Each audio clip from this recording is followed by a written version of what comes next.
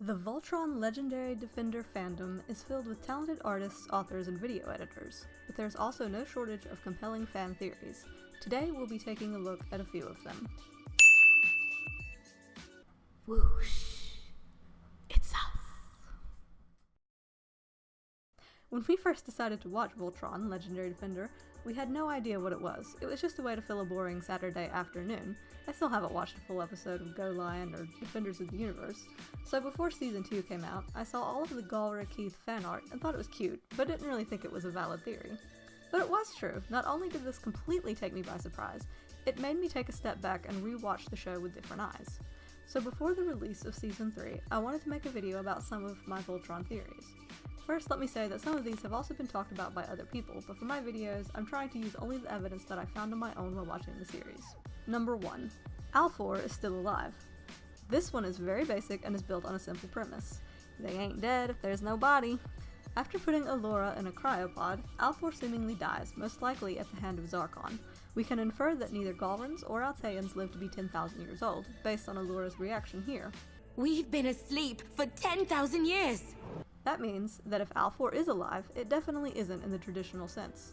In Defenders of the Universe, Hagar creates a white lion illusion that Allura believes to be the spirit of her father, and in this brief clip from the Season 3 teaser, there is what appears to be a sixth lion drawn next to Voltron.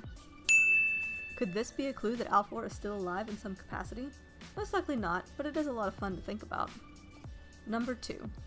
The Garrison knows more than they let on. This one doesn't have a ton of evidence in the show itself, and is mostly baseless speculation. This theory is mostly based on the Kerberos mission and how it's never really been revealed what it was about. I mean, yeah, sure, they talk about finding clues about life on other planets, but then life from other planets literally shows up. Like, that's just a little too much of a coincidence. Also, the only main character who'd know anything about the mission has huge holes in his memory. This just seems too convenient for us to simply write it off as nothing. Number 3. Shiro is either Altean or a druid and can wield magic. This is one of my favorite theories, and I'm definitely going to have an entire video dedicated to it, because there is a lot of evidence to go over. For now, I'm just going to go over the basics. All previous incarnations of Allura are blonde, with Hagar and Lotor being the only two characters with white hair. However, Legendary Defender features both Allura and Alfor as also having white hair. This means that 3 out of the 4 Alteans on the show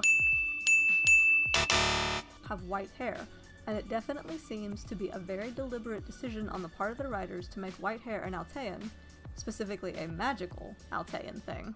Who else has white hair? That's right, Shiro. Once again, a character that did not have white hair in any earlier shows.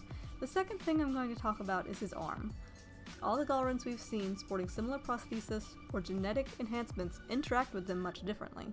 Sindek is seen charging his arm, and the prison warden uses the pink quintessence to make himself bigger and stronger. Shiro's arm seems self-powered and also looks similar to Hagar's magic in many instances, with the pink light being surrounded by black. Like I said, that's just the basics, and I'll be uploading a longer video about this later on. Number 4. Hagar and Allura are related. This one seems to be a theory mostly by default. Allura's Altean, Hagar's Altean, they both use magic, and we don't know much about either in the grand scheme of things. They must be related, right? At one point, Alfor calls Allura my only child, which in fiction usually means that the character saying it has other children somewhere. Hagar is the only feasible character in the show that could be Allura's sibling, or possibly Allura's mysteriously absent mother, which could mean that Lotor is Allura's sibling that definitely doesn't exist.